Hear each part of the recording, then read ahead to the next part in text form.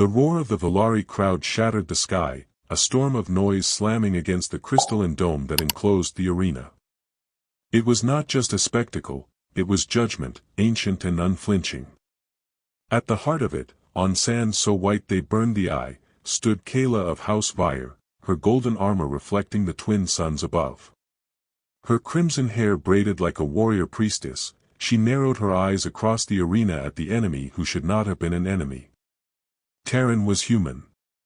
Captured in a skirmish near the Carthan Ridge, he had been paraded as a curiosity, taller than most Valari males, with sun-bronzed skin and compact muscle hardened by some other world's battles.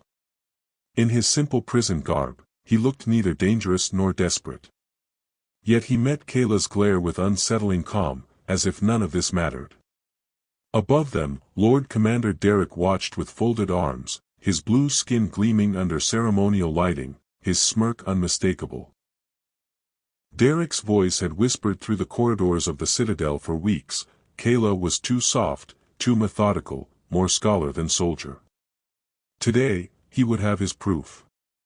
The matron of trials raised her staff. The arena fell into silence. Let fate choose honor, she intoned, and the sand sparked with energy. Kayla surged forward like a firestorm, her pulse-saber hissing as it sliced through air. Valari combat was elegance wrapped in brute force, she spun, thrust, pivoted, every move a deadly sculpture. But Terran dodged. He didn't block, didn't meet her weapon with his own.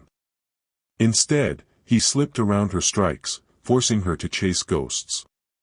Her blade hummed, its plasma edge shearing heat through space, but he always moved just out of reach. She pressed harder, her footwork kicking up sand. He parried with a crude iron staff, the kind used in off-world mining camps. Yet each contact jarred her bones. He was strong, deliberate, and cold. Terran wasn't here to win. He was here to endure. Kayla feinted right, then spun into a sweep designed to bisect a slower opponent. He took the bait, until he didn't. At the last second, he dropped into a roll, scattering sand into her eyes, and kicked at the terrain beneath her. She stumbled, just barely, but it was enough. He pivoted. The staff looped around her leg. A twist. A pull. She hit the ground hard, the breath knocked out of her. Before she could rise, Terran was on her, one knee braced against her chest, his staff pressed firmly against her throat. The arena, built for blood and spectacle, collapsed into a silence so absolute it seemed to suck the heat from the air. Kayla, the undefeated edge of House Vire, lay flat under a human's weight, not dead, but conquered. Above, Derek's expression froze. The trap he had laid, carefully, politically, was springing faster than expected. But he was still winning. The matron stepped forward, her voice a drumbeat of law. The challenge is decided. The warrior is defeated. By decree, her life is now forfeit. Terran did not move. The staff remained at her throat. His chest rose and fell with deliberate control. Then, slowly, he spoke. There is another law, he said. The law of submission. Murmurs swept the arena like wildfire. Kayla's eyes widened in horror. Not that. Anything but that. The matron's face wrinkled in disdain. You invoke a relic. A stain of a statute. I invoke it nonetheless, he said. I claim her. Not her life. A tremor passed through Kayla's limbs. She would rather die. Conqueror's servitude was a fate reserved for traitors and barbarians, a legal humiliation so complete it stripped name, title, and pride. The crowd jeered. Derek rose, performing outrage even as satisfaction twinkled in his gaze. This was better than death. This was ruin. So be it, the matron declared, voice heavy with venom. Let the shame begin. Her attendants approached, not to bind the human, but to undress their own. One by one, pieces of Kayla's gold armor were removed. She stood silent, spine straight, as her protection was stripped and replaced by a plain gray tunic. Every motion a ritual of disgrace. She did not resist. That would have been another weakness. As she was led from the arena, the jeers rained down. She looked back only once, meeting Terran's gaze. No gratitude. No submission. Only the cold fire of promise. A promise that this was not over. The chambers that awaited them were fit for royalty, silks, polished obsidian, crystal-stemmed decanters, and couches draped with planetary velvet. But it was a prison in disguise. 2 guards outside. No way out. Only him. And her. Kayla stood in the center of the room like a blade, unmoving. Her fists clenched at her sides.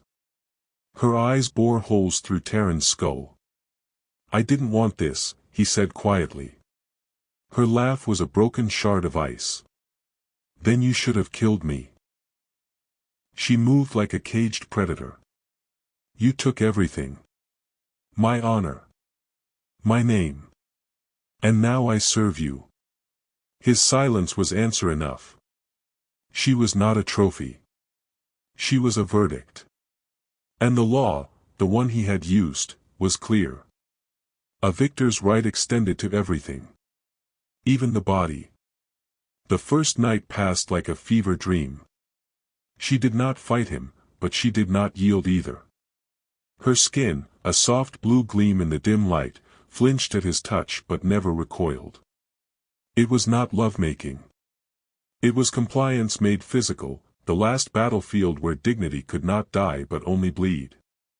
They lay in separate silences after. And in that silence, both wondered, who was the prisoner now? The days that followed were wrapped in tension so thick it could have cut stone. Kayla, once a symbol of honor and power, now moved through her gilded captivity with a silence that screamed louder than any rebellion. She brought Terran food. Cleaned his chambers. Responded only when necessary, her voice clipped, devoid of inflection. To anyone watching, she was the model of a conquered servant. But her silence was a mask. By night, the law required something else, intimacy. A twisted demand hidden under the guise of tradition. She met it without hesitation, but without warmth. Her body was present. Her soul was somewhere else, watching him, studying him, enduring him. Every shared moment on that oversized silk-drenched bed was a battlefield. Terran never forced. Never pushed. He fulfilled the bare expectations of the law with quiet detachment, his hands careful, his eyes often turned away. But still, it happened. Over and over. Because that was what the law said.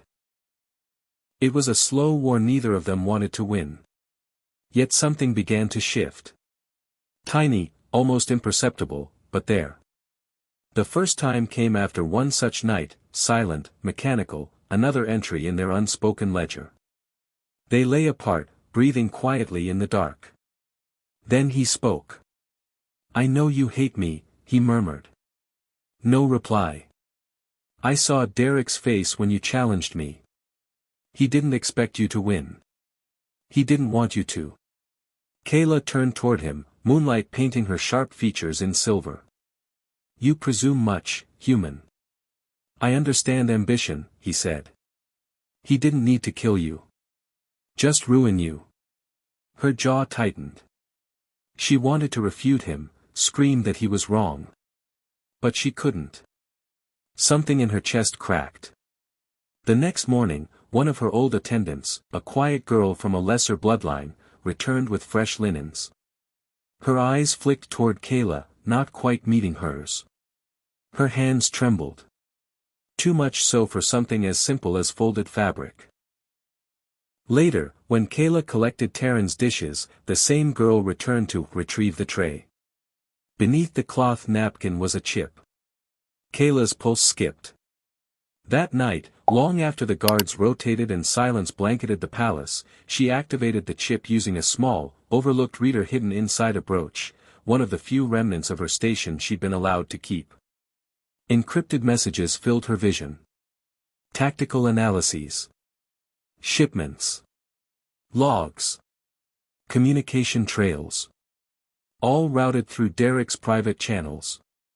One file stood out, a military briefing on an exceptionally adaptive human prisoner, with a probability matrix forecasting his high success rate against a traditional Valari duelist. The duel had been rigged. The match wasn't about testing her. It was about breaking her, by using him. Her hands trembled, not from fear, but from rage. The betrayal was too vast for a single scream to release. Her whole life, her training, her belief in Valari code, honor, duty, was exposed as theater. Derek hadn't just wanted her defeated. He'd engineered it. Terran had been a pawn too. The next evening, she didn't wait for the law to call her to bed. She came to him, her jaw clenched, her eyes bright and fierce. "You were right," she said simply. He turned from the window, silhouetted in soft blue light. "About?" "Derek set this up. He knew you would win. He wanted me to fall." He nodded slowly. "I'm sorry, Kayla." It was the first time he'd used her name. No title. No weight. Just Kayla. She didn't flinch. For the first time, she didn't see a captor. She saw someone who had been just as used, just as twisted by the machine of Valari politics. "I need your help," she said, each word peeling off her pride like old armor. "My house is disowning me. Derek won't stop until I'm forgotten, or worse. And you, the instrument of my fall. You're a liability. A loose end. What do you want?" "An alliance," she said. He studied her. Not with pity. Not with calculation. But with a soldier's clarity. "Then we do it my way."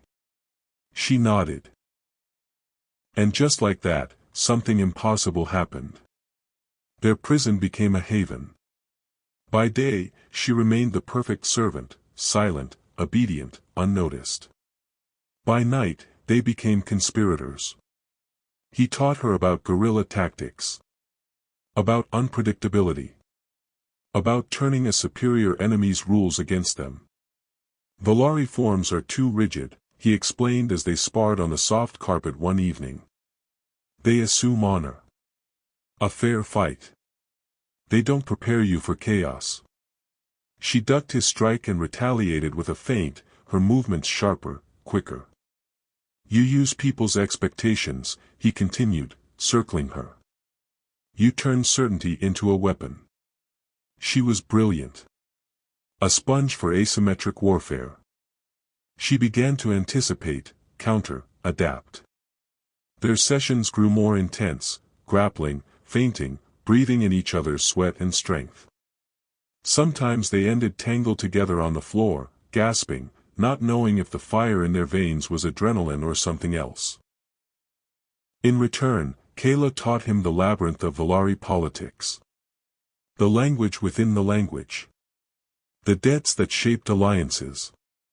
The insults masked as etiquette.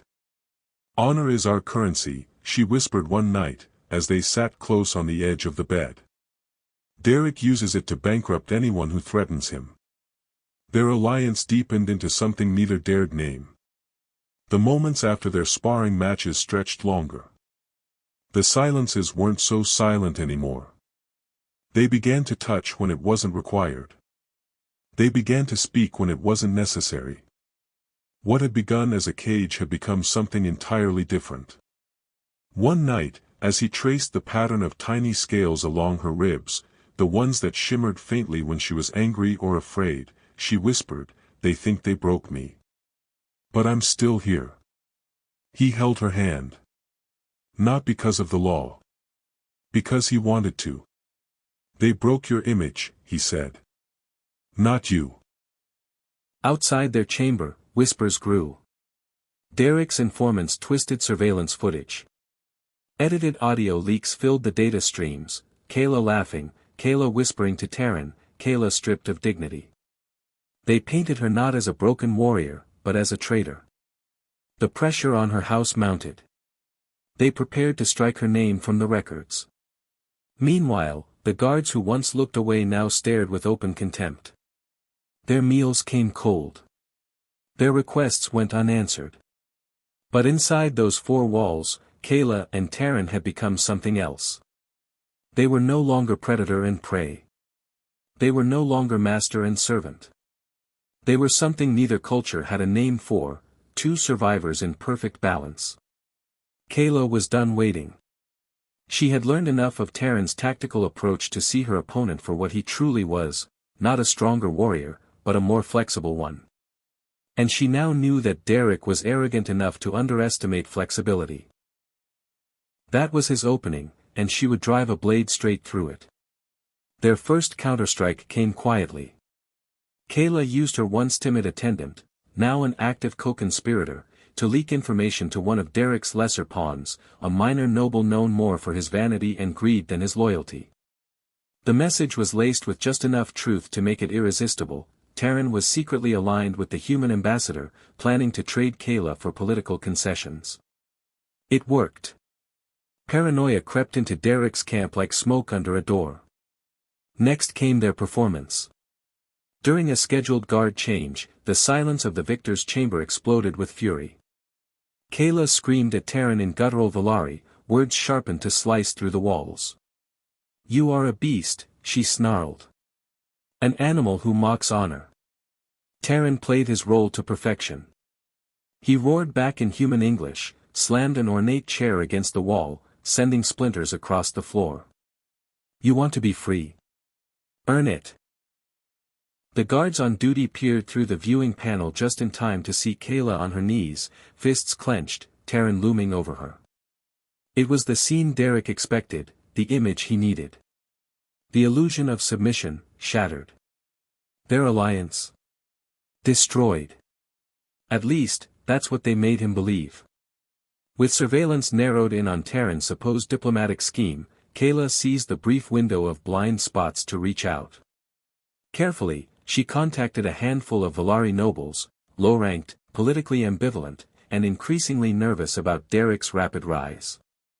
She didn't ask for loyalty. She offered something far more seductive, survival. "If Derek consolidates power, your lineages will be swallowed," she whispered into encoded transmissions. "He will not honor tradition. He will rewrite it in his name." Some turned away. But enough listened.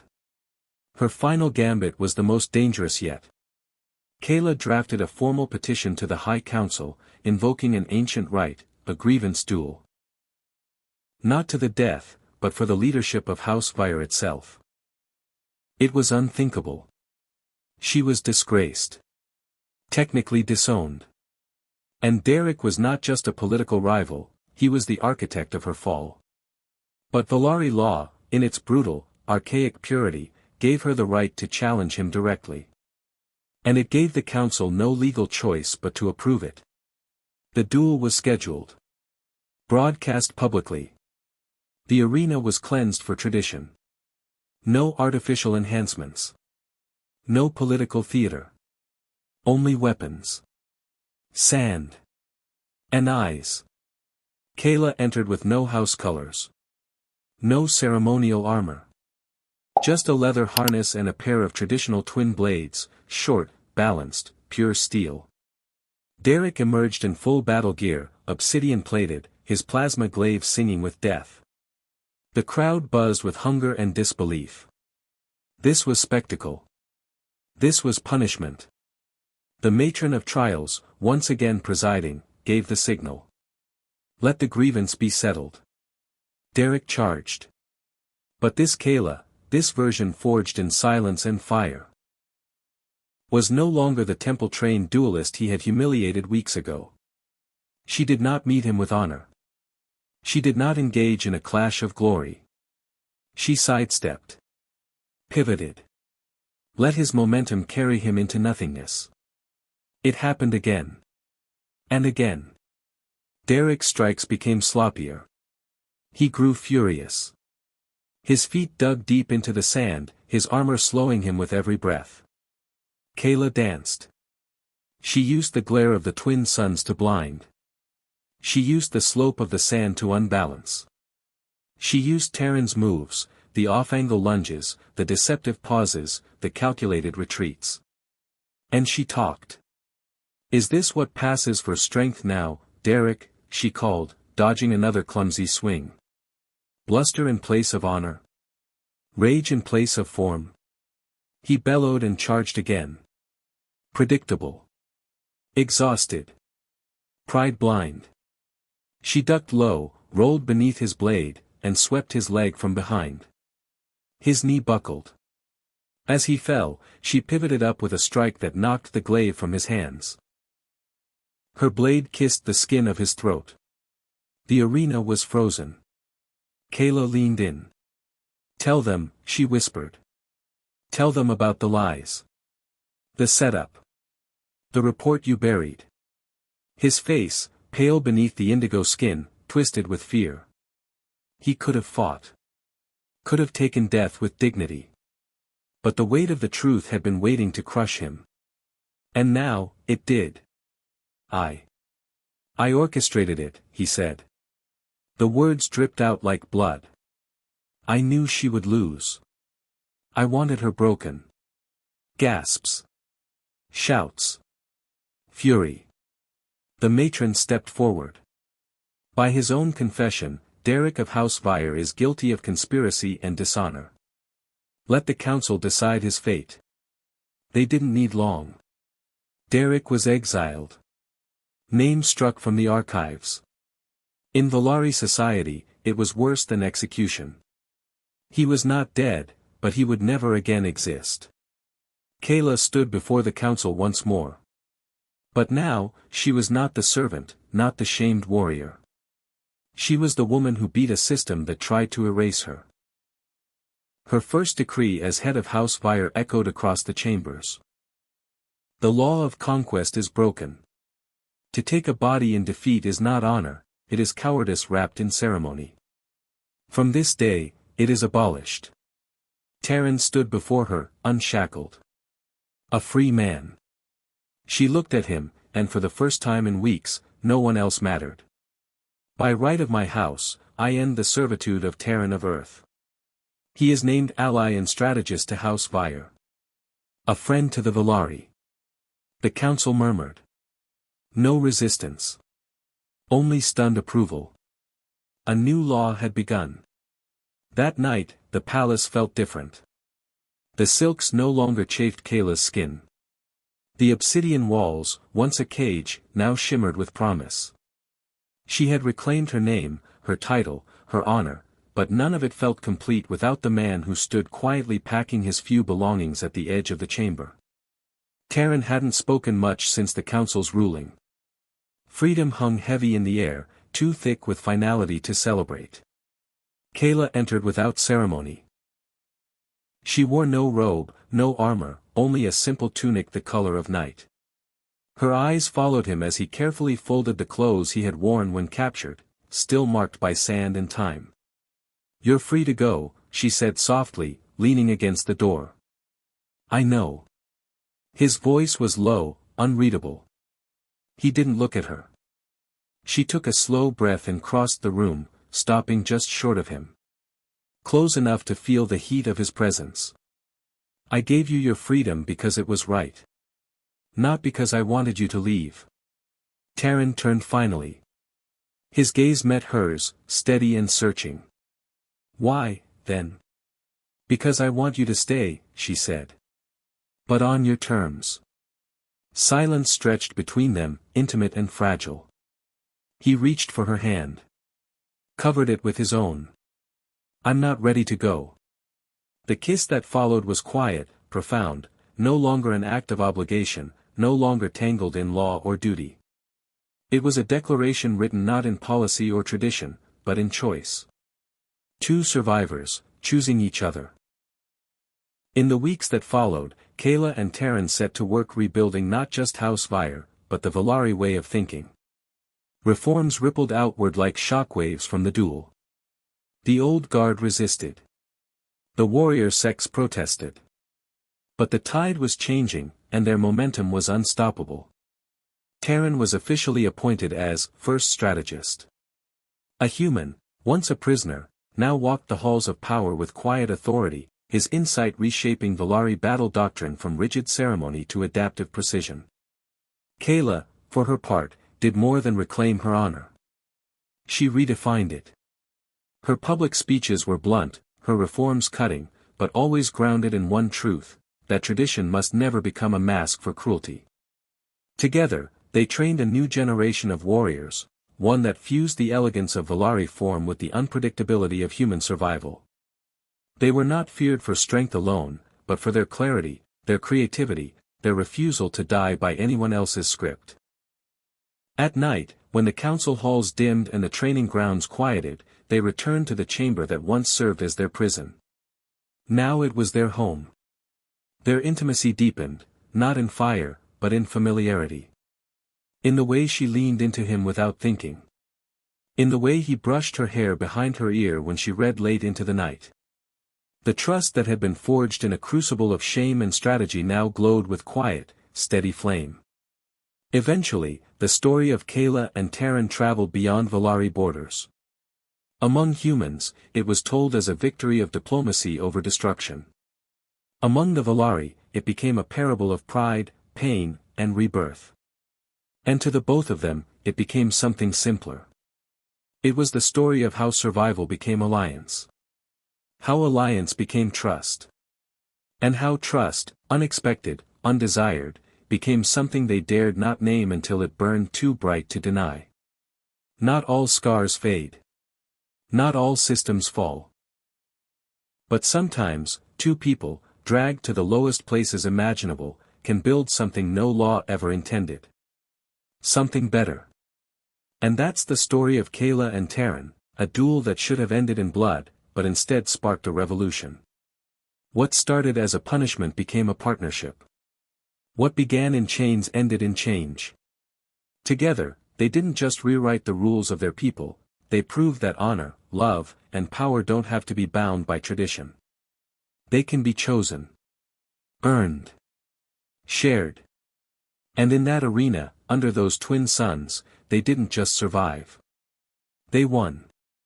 If you enjoyed this story and want more epic sci-fi tales where politics clash with passion, and battlefields become something far more personal, don't forget to subscribe to the channel. Seriously, your support helps keep these stories alive.